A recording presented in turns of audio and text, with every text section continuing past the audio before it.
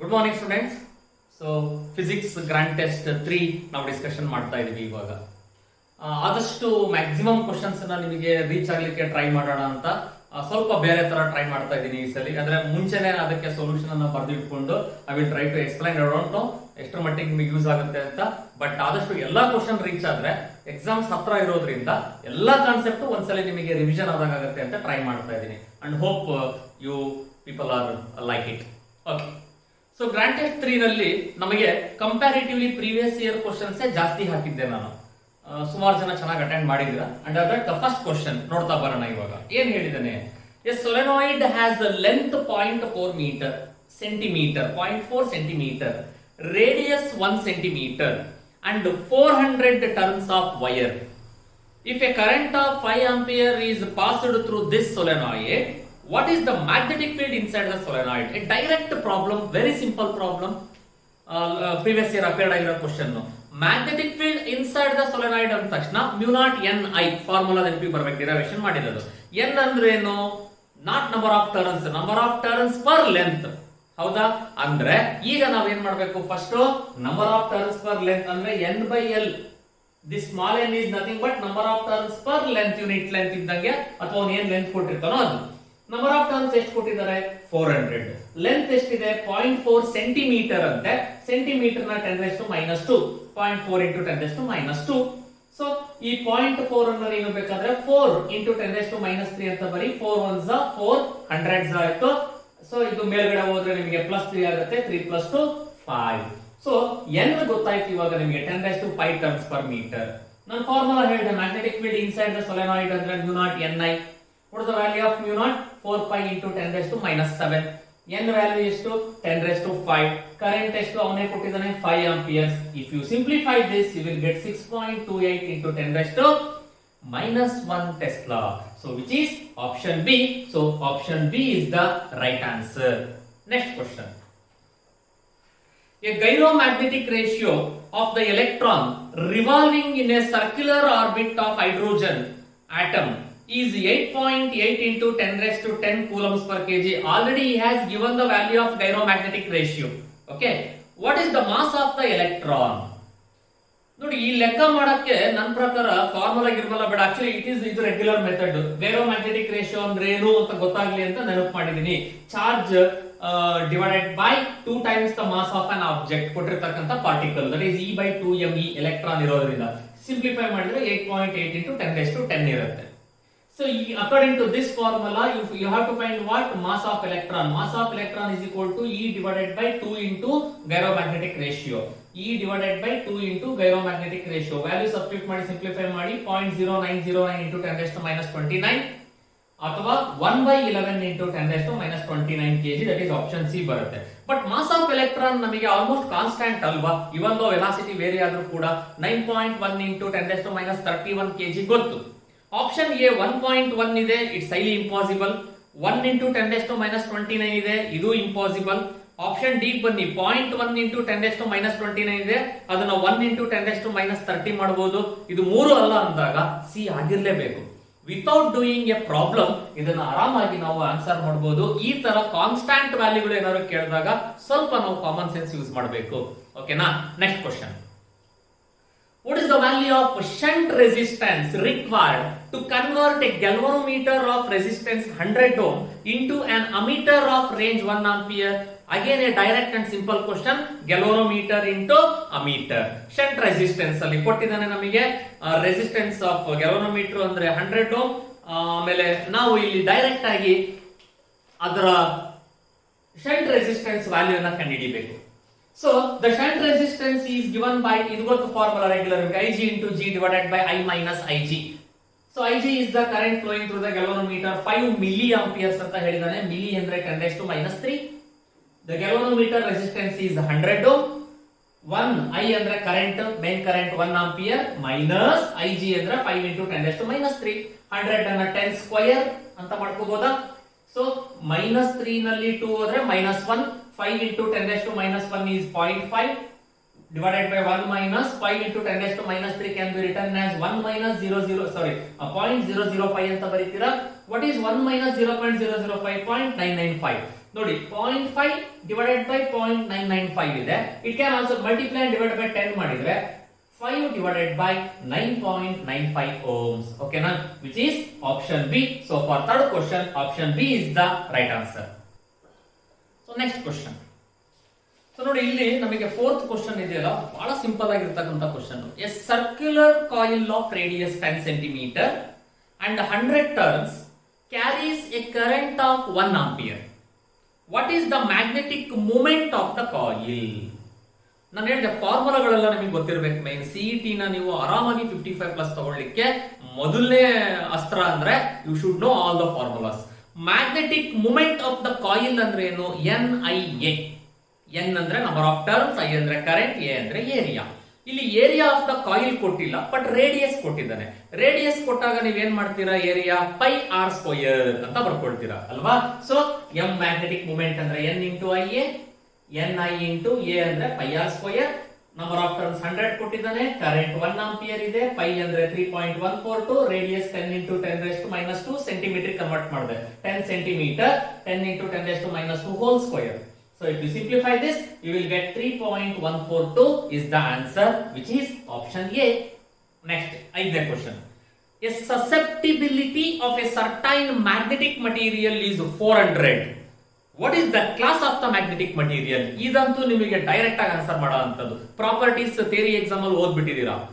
Magnetic susceptibility less than 0 ಅಂದ್ರೆ negative ಇತ್ತು ಅಂದ್ರೆ ಡಯಾಮ್ಯಾಗ್ನೆಟಿಕ್, ಪಾಸಿಟಿವ್ ಇದ್ದು ಸ್ಮಾಲ್ ವ್ಯಾಲ್ಯೂ ಇತ್ತು ಅಂದ್ರೆ ಪ್ಯಾರಾಮ್ಯಾಗ್ನೆಟಿಕ್, ಪಾಸಿಟಿವ್ ಇದ್ದು ಲಾರ್ಜ್ ವ್ಯಾಲ್ಯೂ ಇತ್ತು ಅಂದ್ರೆ ಫೆರೋಮ್ಯಾಗ್ನೆಟಿಕ್. 400 ಅನ್ನೋದೇನು? Positive and large. ನೋಡಿ ಡಯಾಮ್ಯಾಗ್ನೆಟಿಕ್ ಗೆ ಲೆಸ್ ದ್ಯಾನ್ 0, ಪಾಸಿಟಿವ್ ಇದ್ರೆ ಮತ್ತೆ ಸ್ಮಾಲ್ ವ್ಯಾಲ್ಯೂ ಇದ್ರೆ ಪ್ಯಾರಾ, ಅಂಡ್ ಗ್ರೇಟರ್ ದ್ಯಾನ್ 0 ಇದ್ದು ಲಾರ್ಜ್ ವ್ಯಾಲ್ಯೂ ಇದ್ರೆ ಫೆರೋ, ಪಾಸಿಟಿವ್ ಇದ್ದು ಲಾರ್ಜ್ ವ್ಯಾಲ್ಯೂ ಇದ್ರೆ ferro. So it is ferromagnetic material, option A. A solenoid of inductance 2 Henry carries a current of 1 ampere. What is the magnetic energy stored in a solenoid? Again, it's a direct question. Energy stored in a solenoid or energy stored in a coil is nothing but what? Half Li square. L ಅಂದ್ರೆ inductance ಗೊತ್ತು ನಿಮಗೆ, that is L ಅಂದ್ರೆ ಕೊಟ್ಟಿದ್ದಾನೆ 2 Henry, current 1 ampere, half into 2 get cancelled, 1 ಉಳಿತು. Hence what is the energy? 1 joules, which is option D is the right answer for 6th question. A multimeter reads a voltage of a certain AC source of 100 volt. What is the peak value of voltage? ನೋಡಿ peak value of voltage, peak value of current ಅಂದ್ರೆ V0, I0. You all know that IRMS ಅಂದ್ರೆ I0 by root 2, VRMS ಅಂದ್ರೆ V0 by root 2. ಇಲ್ಲಿ V0 ಕಂಡುಹಿಡಿಬೇಕಪ್ಪ. So V0 is equal to root 2 into VRMS.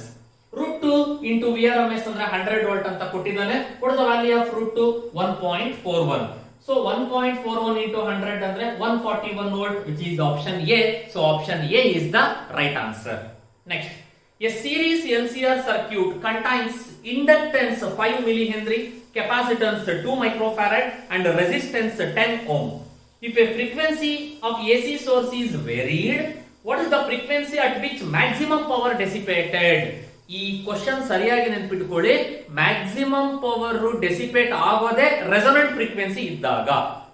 Unless resonant frequency ಇಲ್ಲ ಅಂದ್ರೆ power dissipate ಆಗುತ್ತೆ, but ಅದು maximum ಆಗಿರಲ್ಲ. ಹಾಗಾದ್ರೆ ಈಗ ನೀವೇನ್ ಯೂಸ್ ಮಾಡ್ಬೇಕು? ಏನ್ ಕಂಡುಹಿಡಿಬೇಕು? ರೆಸೊನೆಂಟ್ ಫ್ರೀಕ್ವೆನ್ಸಿ ಕಂಡುಹಿಡಿಬೇಕು. ಸೊ ಅದಕ್ಕೆ ಹೇಳ್ಬಿಟ್ಟಿದ್ವಿ ನಾವು, maximum power dissipated at what? Resonant frequency. Resonant frequency ಏನ್ formula? 1/2π into root LC. So 1 ನೋಡಿ ಆನ್ಸರ್ ನಾನು ಪೈನೇ ಉಳಿಸ್ಕೊಂಡೆ. ಯಾಕೆ ಅಂದ್ರೆ ಅವ್ನು ಕೊಟ್ಟಿರೋ ಆಪ್ಷನ್ ಎಲ್ಲದರಲ್ಲೂ ಕೂಡ ಪೈ ಹಾಗೆ ಉಳ್ಕೊಂಡಿದೆ. ಅದನ್ನು ಅಬ್ಸರ್ವ್ ಮಾಡಿ ಒಂದ್ಸರಿ, ಹಾಗಾಗಿ ನಾನು ಪೈ ಹಾಗೆ ಉಳಿಸ್ಕೊಂಡೆ. ಇಟ್ಟು ರೂಟ್ ಆಫ್ 5 ಮಿಲಿ ಅಂತ ಹೇಳಿದಾನೆ. ಮಿಲಿ ಅಂದ್ರೆ 10⁻³ 2 ಮೈಕ್ರೋ ಅಂತ ಹೇಳಿದಾನೆ. ಮೈಕ್ರೋ ಅಂದ್ರೆ 10⁻⁻6. 5 2s are 10, -3 -6 -9, -9 + 1 ಅಂದ್ರೆ -8 ಆಯ್ತು. -8 ರೂಟ್ ಇಂದ ಹೊರಗಡೆ ಬಂದ್ರೆ -4, ಮೇಲ್ಗಡೆ ಬಂದ್ರೆ ಏನಾಯ್ತು? +4 ಆಗುತ್ತೆ. 1/2 is nothing but what? 0.5 ಅಂತ ತಗೋಬಹುದು ನೀವು ಅಲ್ಲಿಗೆ. ಓಕೆನಾ? So you can write 5 into 10⁻³ ಬರೀಬಹುದು.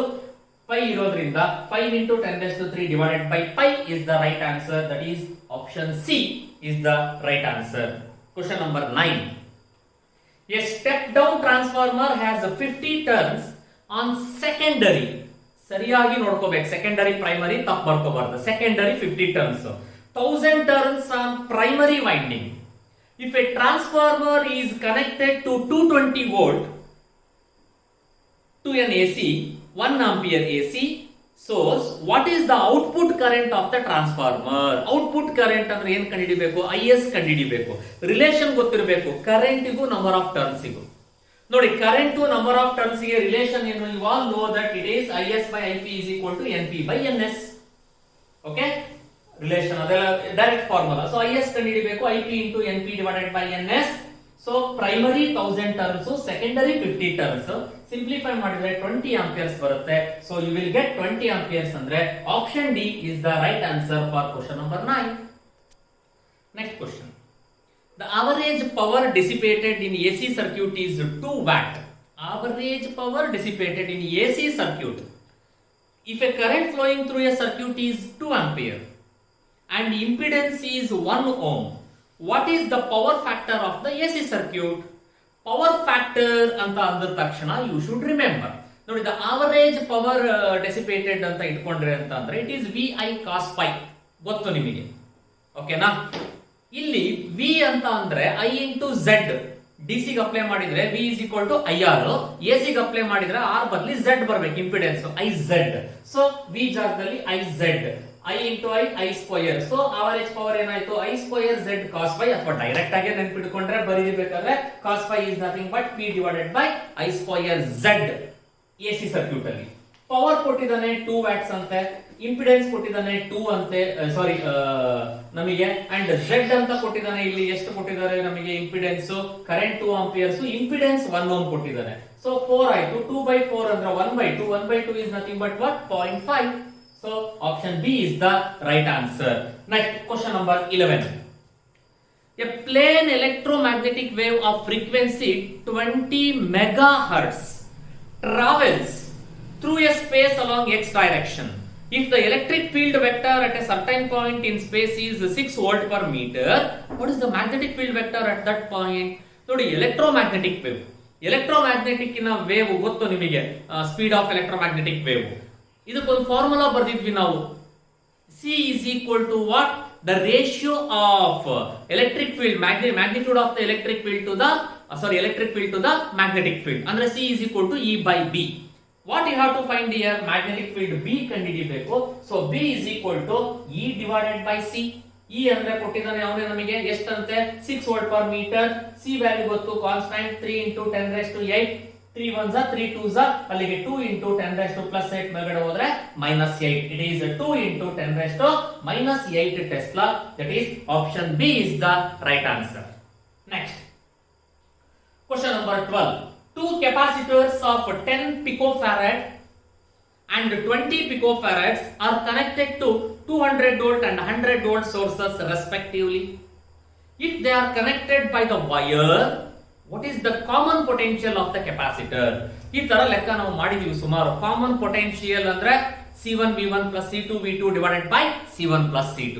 Direct ಆಗಿ ವ್ಯಾಲ್ಯೂ ಸಬ್ಸ್ಟಿಟ್ಯೂಟ್ ಮಾಡೋದಷ್ಟೇ. ಎಲ್ಲಾ ವ್ಯಾಲ್ಯೂ ಕೊಟ್ಟಿದ್ದಾನೆ. Common potential C1 V1 plus C2 V2 by C1 plus C2 ಕೊಟ್ಟಿರೋ ವ್ಯಾಲ್ಯೂ ಎಲ್ಲ ಸಬ್ಸ್ಟಿಟ್ಯೂಟ್ ಮಾಡಿದೆ. ಕೆಪಾಸಿಟರ್ 100, ಇದು 200 ಕ್ಯಾನ್ಸಲ್ ಆಗುತ್ತೆ. ಪಿಕೋ ಮತ್ತೇನು ಬರ್ಕೊಳ್ಳೋ ನೀಡಿಲ್ಲ ಕಾಮನ್ ಪೊಟೆನ್ಶಿಯಲ್ ಅಲ್ಲಿ, ಹಾಗಾಗಿ ನಾನು ಇದು ಬರ್ದಿಲ್ಲ ಅಷ್ಟೇ ಅಪ್ಪ. ಸಿಂಪ್ಲಿಫೈ ಮಾಡಿ ನಿಮಗೆ ಯು ವಿಲ್ ಗೆಟ್ 133.3 ವೋಲ್ಟ್ ಬರುತ್ತೆ, which is option B. Option B is the right answer. Next question. A physical quantity Q is found to depend on observables x, y and z. Obeying the relation Q equals x cube y square by z, x to the power 3 y to the power 2 by z. The percentage error in the measurement of x, y and z are 1%, 2% and 4% respectively. What is the percentage error in the quantity Q? ಈ ತರದ question ಸುಮಾರು ಸಲ ಕೇಳಿದಾನೆ, ನೀವು ಸುಮಾರು ಸಲ attend ಮಾಡಿದ್ದೀರಾ. ನೋಡಿ, it is the equation x cube y square by z. ನಾನು ಹೇಳಿದ್ದೀನಿ ಕೆಳಗಡೆ z ಇರ್ಲಿ, z cube ಇರ್ಲಿ, z square ಇರ್ಲಿ, z to the power 4 ಇರ್ಲಿ, ಮೇಲ್ಗಡೆ as it is ಬಂದಂಗೆ. ಓಕೆನಾ? ಅಂದ್ರೆ percentage error delta q by q ಅಂದ್ರೆ 3 into delta x by x, 2 into delta y by y. ನಿಮಗೆ ಅರ್ಥ ಆಗಲಿ ಅಂತ ಕೆಳಗಡೆಗೆ first 1 into delta z by z to the power 1 minus 1 ಮೇಲ್ಗಡೆ ಬಂದ್ರು ಪ್ಲಸ್, ಅದು ವಾಟ್ ಎವರ್ ಅದು ಎಷ್ಟಾರು ಇರಲಿ, z ಸ್ಕ್ವೇರ್ ಇರಲಿ, z ಕ್ಯೂಬ್ ಇರಲಿ, ಪ್ಲಸ್ ಮೇಲ್ಗಡೆ 1 into delta z by z ಇದ್ದಂಗೆ ಇಲ್ಲಿ ಬರ್ದಿದ್ದೀವಿ ನೋಡಿ, like this. Percentage error delta x ಇಂದು 1%, ಡೆಲ್ಟಾ y ಇಂದು 2%, z ಇಂದು 4%, 3 plus 4 plus 4 11% ಅಂದ್ರೆ option A is the right answer. Next, question number 14. Which of the following is not a vector quantity? ಯಾವುದು vector ಅಲ್ಲ ಅನ್ನೋದನ್ನ ನೋಡಬೇಕು. ಸ್ವಲ್ಪ ನಿಧಾನಕ್ಕೆ ಯೋಚನೆ ಮಾಡಿದ್ರೆ ಬಹಳ easy. Momentum is a vector p is equal to m into v. So as velocity vector quantity ಆಗಿರೋದ್ರಿಂದ momentum ಕೂಡ ನಮಗೆ vector quantity. Weight is a vector quantity. ಗೊತ್ತು ನಿಮಗೆ difference between mass and weight ಅಲ್ಲಿ ಫಸ್ಟ್ ಹೇಳಿದೆ ನಾವು ಅದನ್ನ m into g ಇದ್ದಾಗ ಅದು ವೆಕ್ಟರ್ ಆಗಲೇಬೇಕು. Potential energy. So potential energy ಇದೆಯಲ್ಲ, it is a scalar quantity. Nuclear spin which rotates on its own axis ಇರೋದು ನ್ಯೂಕ್ಲಿಯರ್ ಸ್ಪಿನ್, ನ್ಯೂಕ್ಲಿಯಸ್ ಅಲ್ಲಿ ಅದು ಕೂಡ ವೆಕ್ಟರ್ ಕ್ವಾಂಟಿಟಿ ಆಗುತ್ತೆ. So option C potential energy is A scalar quantity. Next 15. A car moves from A to B with a speed of 30 km per hour. From B to A with a speed of 20 km per hour. What is the average speed of the car? ಈ question ನೆನಪಿಟ್ಕೊಳ್ಳಿ. A vehicle moves with a velocity from A to B with speed dash and from B to A with speed dash ಈ ತರ ಕೊಟ್ಟಾಗ ಅದರ average velocity ನ direct formula ನಾನು ಹೇಳ್ಕೊಟ್ಟಿದ್ದೀನಿ ನಿಮಗೆ, I think ಯಾವಾಗಲೂ discuss ಮಾಡುವಾಗ. It is given by 2v1 v2 by v1 plus v2. Particularly ಈ ಟೈಪ್ ಕ್ವಶನ್ಸ್ ಗೆ, ಓಕೆನಾ? ಸೊ ಹಾಗಾದ್ರೆ 2 into v1 ಗೊತ್ತು, v2 ಗೊತ್ತು, ಈ ಫಾರ್ಮುಲಾ ಅಪ್ಲೈ ಮಾಡಿ ಸಬ್ಸ್ಟಿಟ್ಯೂಟ್ ಮಾಡಿ 2 into 30 into 20 by 30 plus 20, 32 is 60 into 20 by 50. If you simplify this, you will get 24 km per hour. Answer kilometer per hour alla irodrinda keep it as same. Option D is the right answer. Next, a body starts from rest andre u is equal to 0 and moves with constant acceleration for t second. It travels a distance x1 in first half of time and x2 in the next half time. ಈಗ x1 ಮಾಡುವಾಗ first half ಅಂದ್ರೆ t is equal to t by 2 ಅರ್ಧ time ಆಗಿರಬೇಕು. Next ಅದೆರಡರ some ಆಗಿರಬೇಕು. ನೋಡಿ, initial velocity 0 ಇದೆ. You all know that x is equal to ut plus half at square. u 0 ಇರೋದ್ರಿಂದ half into a into t ಅಂದ್ರೆ ಏನು, t by 2. So ಏನ್ ನೋಡ್ಕೊಂತ ಅಲ್ಲಿಗೆ ನಿಮಗೆ 2 ಸ್ಕ್ವೇರ್ ಅಂದ್ರೆ 4 ಆಯ್ತು, 4 2 8, 1 by 8 8t square. Next second case, total distance ಬಂದಾಗ x1 plus x2 ಯಾವ್ದಕ್ಕೆ ಈಕ್ವಲ್ ಆಗಿರುತ್ತೆ, half at ಸ್ಕ್ವೇರ್ ಈಕ್ವಲ್ ಆಗಿರುತ್ತೆ ಫುಲ್ ಟೈಮ್. ನನಗೆ ಇಲ್ಲಿ ಆಲ್ರೆಡಿ 1 by 8 at ಸ್ಕ್ವೇರ್ ಅಂದ್ರೆ x1 ಗೊತ್ತಿರೋದ್ರಿಂದ for my convenient multiply and divide by 4. ಅವಾಗ ಏನಾಯ್ತು, 2 4s 8 ಆಯ್ತು. 4 into 1 by 8 at square. What is 1 by 8 at square, x1. So 4 into x1. ಈ x1 ಆ ಕಡೆ ಶಿಫ್ಟ್ ಮಾಡಿ minus x1. 4x1 minus x1 ಅಂದ್ರೆ ಏನು ಉಳಿತು, 3x1.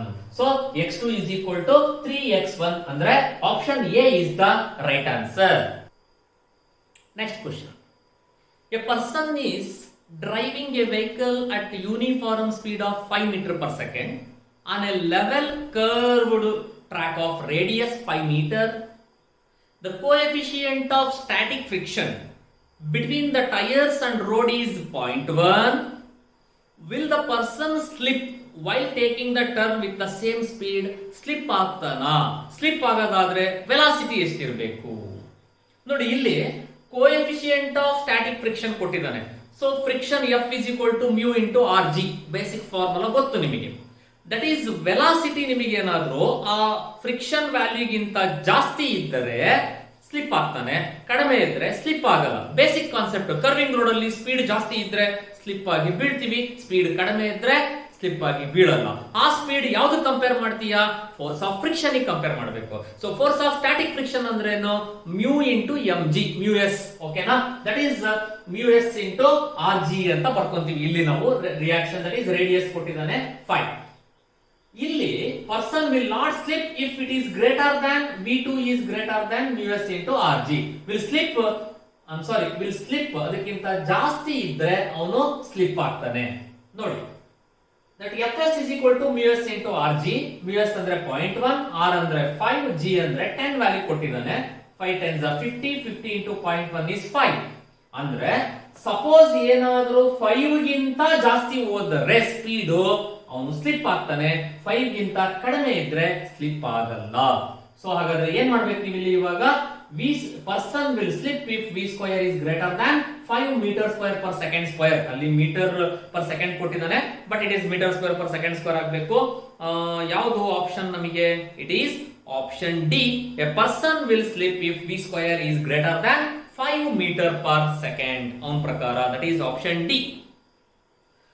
Next, a stone is thrown vertically at a speed of 30 meter per second, making an angle of 45 degree with the horizontal.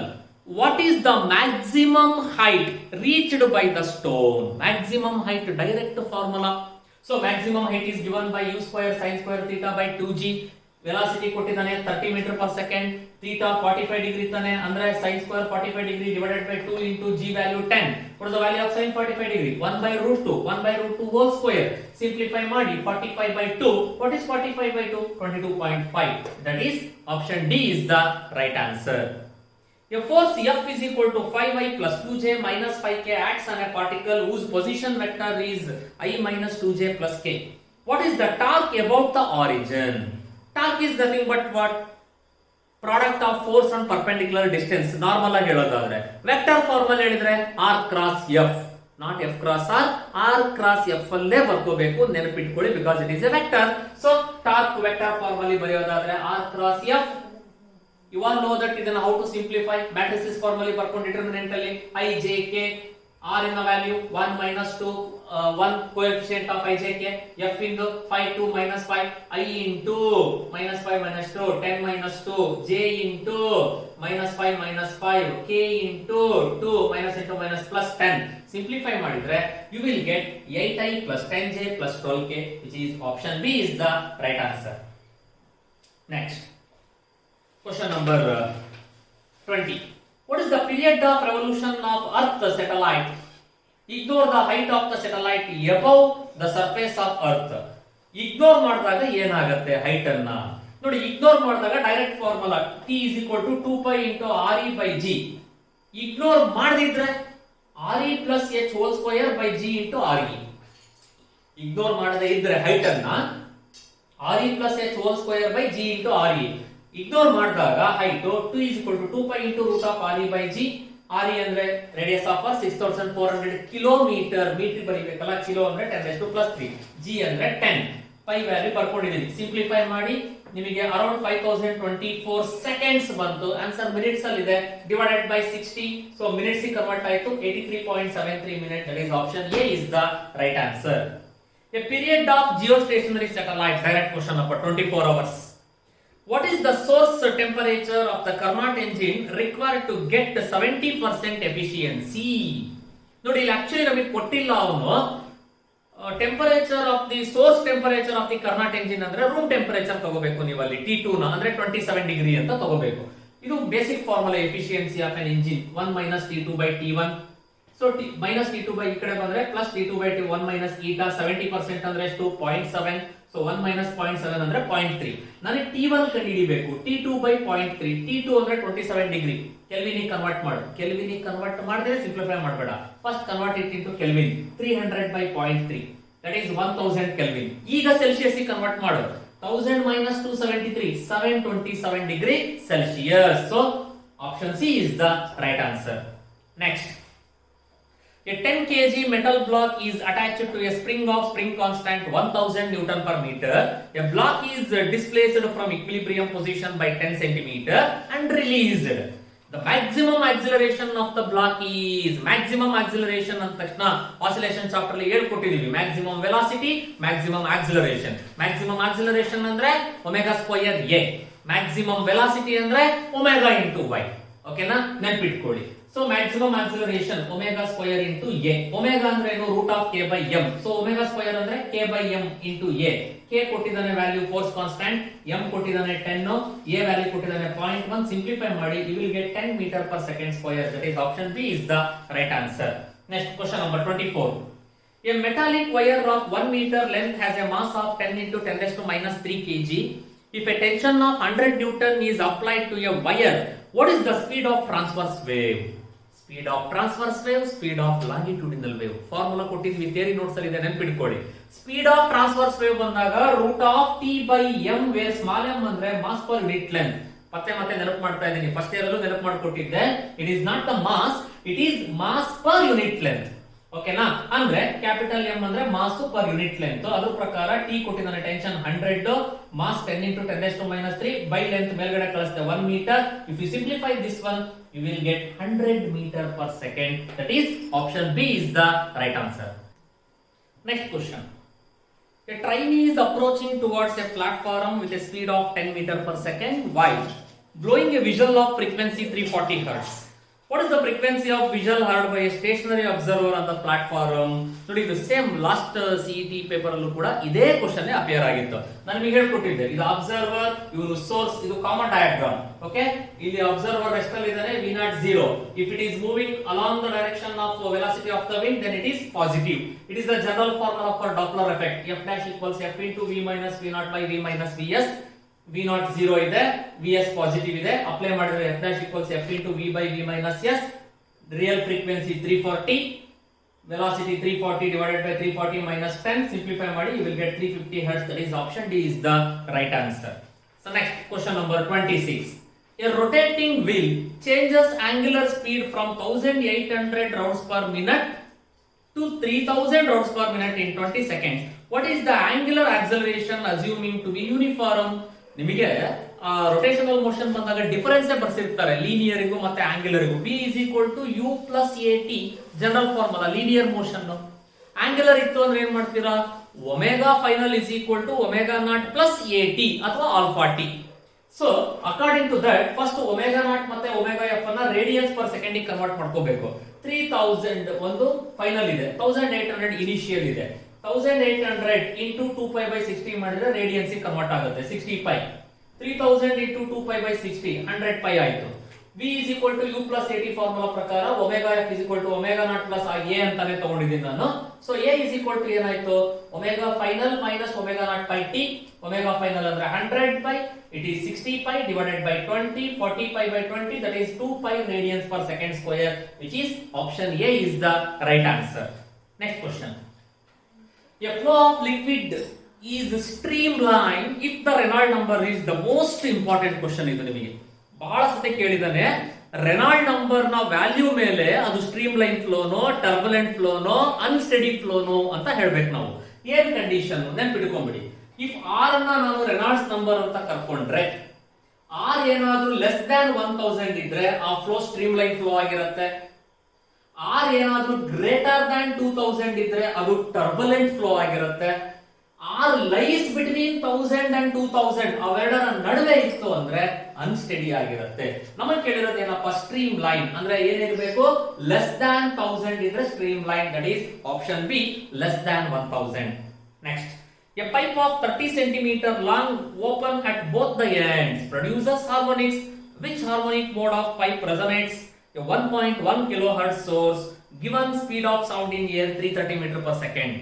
ಎರಡೂ side ಅಲ್ಲಿ pipe open ಆಗಿದೆ ಅಂದರೆ ಅದು open pipe. Open ಪೈಪಿನ fundamental frequency ಏನು, V/2L. nth ಹಾರ್ಮೋನಿಕ್ ತಗೊಳ್ಳೋದಾದ್ರೆ n into V/2L. That is Fn is equal to n into V/2L. n ಕಂಡುಹಿಡಿಬೇಕು ನಾನು. n is equal to 2L Fn by V. 2L Fn by V. Suppose Fn 1.1 kilohertz ಆಗಿದ್ದರೆ n ಕಂಡುಹಿಡಿಬೇಕು. 2 into L ಅಂದ್ರೆ 30 centimetre, metre convert ಮಾಡಿದ್ರೆ 1.1 kilo ಅಂದ್ರೆ 10⁻³ divided by 330. Simplify ಮಾಡು, you will get n is equal to 2. That is option C is the right answer. Next, question number 29. In anomalous expansion of water, at what temperature the density of water is maximum? A direct question ಅಪ್ಪ ನಿಮಗೆ. Density of water is maximum at 4 degrees Celsius. 1 mark question theory ನಲ್ಲಿ first year ಅಲ್ಲಿ ನಿಮಗೆ option B. An aeroplane executes a horizontal loop at a speed of 720 km per hour with its wings banked at 45 degree angle of banking. What is the radius of the loop? Direct formula. Tan theta is equal to V square by RG, angle of banking ತಗೊಂಡು ಮಾಡೋ ಅಂತದ್ದು. ಆದರೆ ಇಂಥ ಲೆಕ್ಕ ಮಾಡುವಾಗ should be careful. Kilometer per hour ಅಲ್ಲಿ ಇರೋದನ್ನ meter per second convert ಮಾಡಬೇಕು. That you all know that multiplying by 5/18 ಮಾಡಿದ್ರೆ ಮೀಟರ್ ಪರ್ ಸೆಕೆಂಡ್ ಕನ್ವರ್ಟ್ ಆಯ್ತು. ಸೊ 720 into 5/18 ಮಾಡಿದ್ರೆ ನಿಮಗೆ ಏನಾಯ್ತು, 200 ಮೀಟರ್ ಪರ್ ಸೆಕೆಂಡ್ ಬಂತು. 18 4 18 4 ಅಂದ್ರೆ 40, 45 200 ಆಯ್ತು. tan theta ಅಂದ್ರೆ ಏನು v square by rg. What you have to find r ಕಂಡುಹಿಡಿಯಬೇಕು.